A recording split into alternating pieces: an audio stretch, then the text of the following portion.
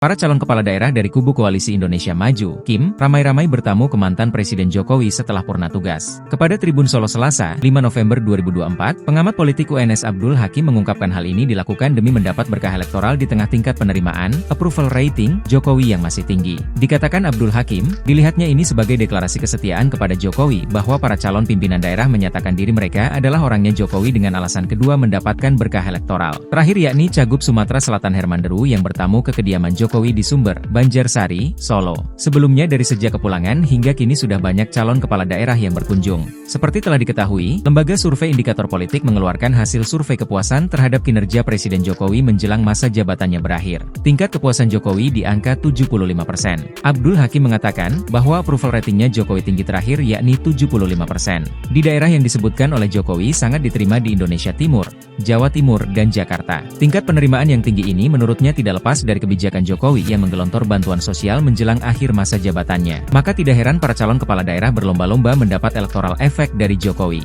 Pendukung Jokowi tidak hanya relawan. Selama ini basis terbesarnya silent majority masyarakat kelas bawah yang mendapatkan manfaat berbagai program bantuan sosial selalu mendukung Jokowi. Sebelumnya, paslon Pilgub Jawa Tengah Ahmad Lutfi, Taji Yasin dan Pilwalkot Solo Respati Ardi, Astrid Widayani juga menyambut kepulangannya pada 20 Oktober 2024 lalu. Mereka pun beberapa kali bertemu dengan Presiden ke-7 tersebut. Cawagup Jawa Timur Emil Dardak juga ikut menyambut kepulangan Presiden ke-7 tersebut. Begitu juga Cabup Boyolali Agus Irawan, Dwi Fajar Nirwana juga menyambut di Bandara Adi Sumarmo.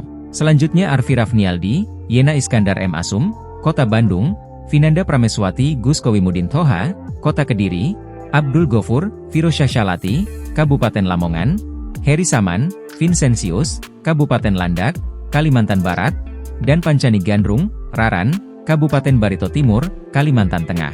Lalu Syaifullah Tamliha, Habib Ahmad Bahashim, Kabupaten Banjar, Kalimantan Selatan, Bambang Bayu Suseno, Kabupaten Muaro Jambi, Jambi, Sudirman, Provinsi Jambi, Wahyu Hidayat, Ali Mutohirin, Kota Malang, Wiryawan Sada Melindra, Kabupaten Pringsewu, Lampung.